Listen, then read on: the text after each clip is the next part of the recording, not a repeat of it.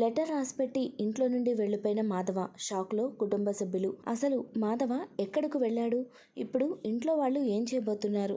మహాలక్ష్మి చక్రి ఎలాంటి నిర్ణయం తీసుకుంటారు?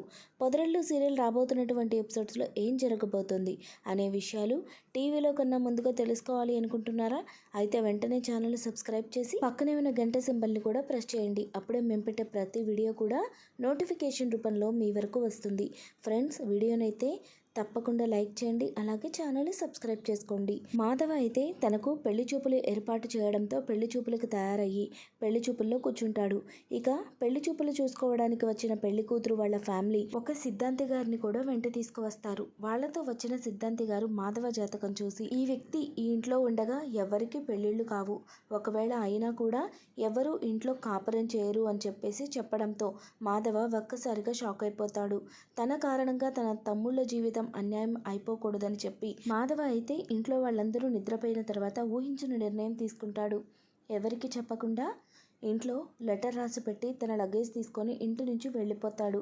మాధవ అలా వెళ్ళిపోవడంతో ఇంట్లో వాళ్ళందరూ కూడా ఒక్కసారిగా షాక్ అవుతారు. ఉదయం లేచి చూసేసరికి ఇంట్లో అన్నయ్య లేకపోవడం, తనకు సంబంధించిన సామాన్లు ఏమీ లేకపోవడంతో తన కోసం వెతకాలని ప్రయత్నిస్తారు. అయితే ఇంట్లో తన కోసం వెతకొద్దు అని చెప్పి పెట్టిన లెటర్ని చూసి ఇంట్లో వాళ్ళందరూ కూడా శోకసంద్రంలో మునిగిపోతారు. ఎందుకు అన్నయ్య ఇలాంటి పని చేశాడు? ఇది కాకపోతే ఇంకొకటి ఏదో ఒక సంబంధం వస్తుంది కదా, ఆ సిద్ధాంతి గారు చెప్పిన మాటలు విని ఇలా ఇంట్లో నుంచి వెళ్ళిపోతాడా అని చెప్పి ఇంట్లో వాళ్ళు బాధపడిపోతూ ఉంటారు.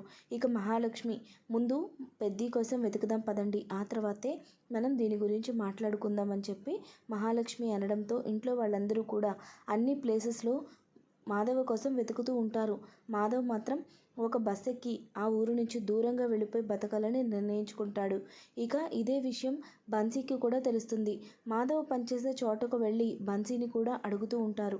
అయితే బన్సీ, మాధవ్ అన్నయ్య ఇలా చేస్తాడని నేను అస్సలు అనుకోలేకపోతున్నాను, ఎలా అయినా సరే తనని తిరిగి తీసుకొద్దామని చెప్పి బన్సీ కూడా వెతకడం మొదలు పెడతాడు. అయితే ఈ విషయం తెలిసిన మనీషా మాత్రం చాలా బాధపడుతుంది. ఆయన చాలా మంచి వ్యక్తి, ఇప్పుడు ఈ టైంలో ఎక్కడికి వెళ్ళి అని వెతుకుతారు?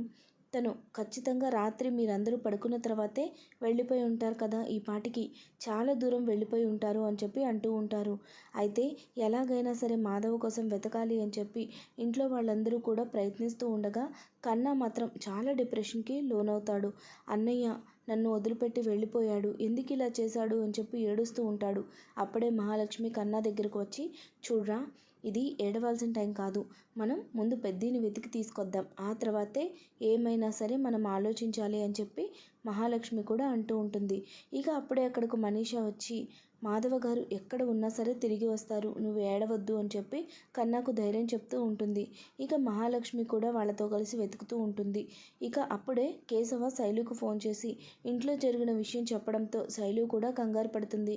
ఇప్పుడు ఎక్కడ వెతుకుతున్నారు, ఎలా ఉంది పరిస్థితి అని చెప్పి కేశవ శైలులు మాట్లాడుకుంటూ ఉండగా బయట నుంచి తన అన్నయ్య సురేష్ ఈ మాటలను వినేస్తాడు. సురేష్ అదంతా విని, ఓహో ఇదా సిచ్యువేషను, ఇప్పుడు ఎలాగైనా సరే వాడు ఆ ఇంటికి వెళ్లకుండా చూడాలి, వాణ్ణి వాళ్లకు దొరకకుండా చూడాలి అని చెప్పి సురేష్ కూడా మాధవ్ కోసం వెతకడం మొదలు పెడతాడు. ఎలాగైనా సరే వాణ్ణి పట్టుకొని ఈ కేశవని ఒక ఆట ఆడించాలి, నా చెల్లికి పెళ్ళయ్యేంత వరకు కూడా ఆ మాధవ బయటకు రాకూడదు అని చెప్పి సురేష్ నిర్ణయించుకుంటాడు. ఇక వెంటనే తన స్నేహితుల్ని తీసుకొని మాధవ కోసం వెతకడం మొదలు పెడతాడు. సురేష్కి అయితే మాధవ ఎక్కడున్నాడు అని ఇన్ఫర్మేషన్ తెలుస్తుంది. దాంతో వెంటనే సురేష్ అక్కడికి వెళ్ళి మాధవని పట్టుకుంటాడు. కానీ మాధవ్ ముందు సురేష్ నిలబడలేకపోతాడు. మాధవ సురేష్ని చూసిన వెంటనే చిత కొడతాడు. ఇక సురేష్ అక్కడి నుంచి భయంతో పారిపోతాడు. ఇక మాధవ తన దారిలో తను వెళ్తూ ఉండగా, ఎక్కడికన్నయ్య వెళ్తున్నావు అంటూ వెనక నుంచి కేశవ చక్రి వస్తారు. వాళ్ళిద్దరినీ చూసిన మాధవ, మీరేంటి ఇక్కడ, నేను మిమ్మల్ని నా కోసం వెతకద్దని చెప్పాను కదా, నా మాట అంటే లెక్కలేదా, నా బతుకు నన్ను బతకనివ్వండి, నా కారణంగా మీకు కూడా ఎటువంటి సంతోషం లేకుండా పోతుంది, దయచేసి నన్ను వెళ్ళనివ్వండి అని మాధవ చాలా బాధగా వాళ్ళని రిక్వెస్ట్ చేస్తాడు. కేశవ చక్రి మాత్రం మాధవ్ మాటలు పట్టించుకోకుండా, ముందు నువ్వు ఇంటికి పదన్నయ్య, ఇంటికి వెళ్ళిన తర్వాత మాట్లాడుకుందామని బలవంతంగా మాధవ్ని ఇంటికి తీసుకువస్తారు.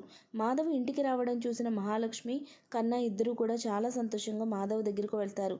కన్నా మాత్రం మాధవ్ మాధవ దగ్గరికి వెళ్ళి గట్టిగా హగ్ చేసుకొని, ఎందుకన్నయ్య ఇలా చేశావు? నేను నీకు ఆల్రెడీ చెప్పాను కదా, నువ్వు లేకపోతే నేను ఉండలేనని. నన్ను కూడా వదిలేసి నువ్వు వెళ్ళాలి అనుకున్నావంటే నేను ఏమైపోవాలి చెప్పు? నాకు తల్లి లేదు, అనాథని అని తెలిసి కూడా నువ్వు ఇలా చేస్తావా? అంటే ఇప్పుడు నేనేమైపోవాలి? సరే, నువ్వు ఎక్కడికి వెళ్ళినా నేను కూడా నీతో వస్తాను, నన్ను కూడా నీతో తీసుకువెళ్ళు అని కన్నా అడుగుతూ ఉంటాడు. ఆ మాటలు విన్న కేశవ చక్రి ఇద్దరూ కూడా కన్నాని పట్టుకొని, ఇప్పటికే చాలా మాట్లాడావు, ఆగు, నేను అన్నయ్యతో మాట్లాడాల్సింది ఉంది అని కేశవ చక్రి ఇద్దరు మాధవ దగ్గరకు వచ్చి, ఎందుకన్నయ్య ఇలా చేశావు? మా జీవితాలు అన్యాయం అవ్వకూడదని అంటున్నావు. నువ్వుంటేనే మేము సంతోషంగా ఉంటాం, నువ్వు లేకపోతే ఏమైపోవాలి చెప్పు? మేము ఎలా బతకాలి? మా జీవితానికి అర్థం ఉంటుందా? చిన్నప్పటి నుంచి మమ్మల్ని పెంచి పెద్ద చేసి మా ఆలనా పాలనా చూసి మాకు సంతోషం అంటే ఏంటో నువ్వు చూపించావు. ఇప్పుడు నువ్వు లేకపోతే మాకు సంతోషం ఉంటుందా? ఎందుకు ఇలా చేశావు అసలు అని చెప్పి వాళ్ళైతే మాధవ్ని నిలదీయడంతో మాధవ్ మాత్రం, చూడండి, నా మాట వినండి, దయచేసి నన్ను ఇక్కడి నుంచి వెళ్ళనివ్వండి. నేను ఇంట్లో ఉన్నంతకాలం మీ ఎవరికి సంతోషం ఉండదని చెప్తున్నా కూడా ఎందుకు మీరు అర్థం చేసుకోవట్లేదు అని చెప్పి మాధవ వాళ్ళని రిక్వెస్ట్ చేస్తూ ఉంటాడు. అప్పుడే మహాలక్ష్మి, చూడండి పెద్ది, ఇప్పటికే చాలా మాట్లాడారు, ఇప్పటి వరకు మీరు చేసింది చాలు. ఇంటి నుంచి బయటకు వెళ్ళిపోయి ఏం చేయాలనుకుంటున్నారు? నేను మిమ్మల్ని చూసి ధైర్యంతోనే కదా ఇంట్లో ఉంటున్నాను. సరే పదండి, మీరు వెళ్తే నేను కూడా వెళ్ళిపోతాను, మీరుంటేనే నేను ఇక్కడ ఉంటాను. అప్పుడు బయట వాళ్ళు అనుకున్నదంతా నిజమవుతుంది. మీరు ఉన్నా లేకపోయినా ఈ ఇంట్లో ఆడవాళ్ళు ఉండదు అనేది నిజమైపోతుంది. అప్పుడు ఇంటికి ఎవ్వరూ రారు, శైలు కూడా ఇంటికి కోడలవ్వదు అని చెప్పి మహాలక్ష్మి మాధవ్తో మాట్లాడుతూ ఉండగా, మాధవ్ మాత్రం, అమ్మ అలాంటిదేం లేదు, మీ సంతోషం కోసమే నేను నిర్ణయం తీసుకున్నాను, దయచేసి నువ్వు ఎక్కడికి వెళ్ళొద్దు, నువ్వు ఇంట్లోనే ఉండాలి, నువ్వు ఈ ఇంటి మహాలక్ష్మివే అని మాధవ మహాలక్ష్మిని బతిమలాడుతూ ఉంటాడు. దానికి మహాలక్ష్మి, మీరు ఇంట్లో ఉంటేనే నేను ఇక్కడ ఉంటాను, మీరు లేకపోతే నేను ఉండను. ఆ సిద్ధాంతి గారు చెప్పిన మాటలు ఎంతవరకు నిజం ఎంతవరకు అబద్ధం అనేది మనకు తెలియదు, కానీ నేను మాత్రం మీ పెళ్లి చేసి తీరుతాను అని చెప్పి మహాలక్ష్మి అంటూ ఉండగా అక్కడికి బన్సీ ఇంకా మనీషా వస్తారు. మనీషా బన్సీని చూసిన మహాలక్ష్మికి, మనీషా మాధవికి భార్య అయితే చాలా మంచిగా ఉంటుంది, ఈ విషయాన్ని ఎలాగైనా సరే మాట్లాడాలి అనుకుంటూ ఉండగా చక్రి మనసులో కూడా అదే ఆలోచన వస్తుంది. ఇక మనీషా మాధవి దగ్గరకు వచ్చి ఏడుస్తూ, ఎందుకు మీరు ఇలా చేశారు? మా అందరి నుంచి దూరంగా వెళ్ళిపోయి ఏం చేయాలనుకున్నారు అని చెప్పి మనీష ఏడుస్తూ అడగడంతో మాధవ్ కూడా చాలా ఫీల్ అవుతాడు. మనీష బయట వ్యక్తి, ఎవ్వరు కూడా తనకు సంబంధం లేని వాళ్ళు, అయినా కూడా మన మీద ఇంత ప్రేమ పెంచుకుంది, అలాంటి అమ్మాయి ఇంటికి కోడలైతే ఈ ఇల్లు చాలా సంతోషంగా ఉంటుంది అని మహాలక్ష్మి నిర్ణయించుకుంటుంది. వెంటనే బన్సీ దగ్గరకు వెళ్ళి, నేను మీతో మాట్లాడాలి అని చెప్పి బయటకు తీసుకువెళ్తుంది. బన్సీతో తన మనసులో ఆలోచనను చెప్తుంది. బన్సీ కూడా అది విని చాలా సంతోషిస్తాడు. నా చెల్లికి మా బావని పెళ్లి చేసుకోవడం ఇష్టం లేదు, మాధవ అన్న తనను పెళ్లి చేసుకుంటే తను కూడా చాలా సంతోషంగా నా కళ్ళ ముందే ఉంటుంది అని బన్సీ కూడా తన అంగీకారాన్ని తెలియజేస్తాడు.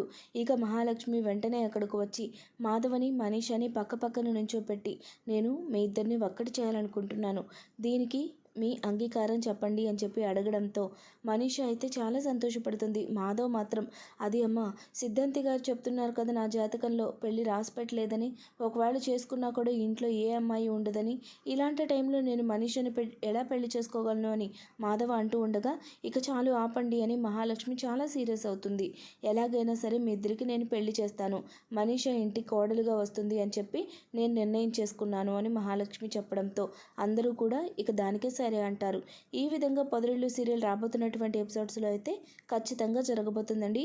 వీడియో నచ్చినట్లయితే తప్పకుండా లైక్ చేయండి, ఛానల్ని సబ్స్క్రైబ్ చేసుకోండి. Thanks for watching friends.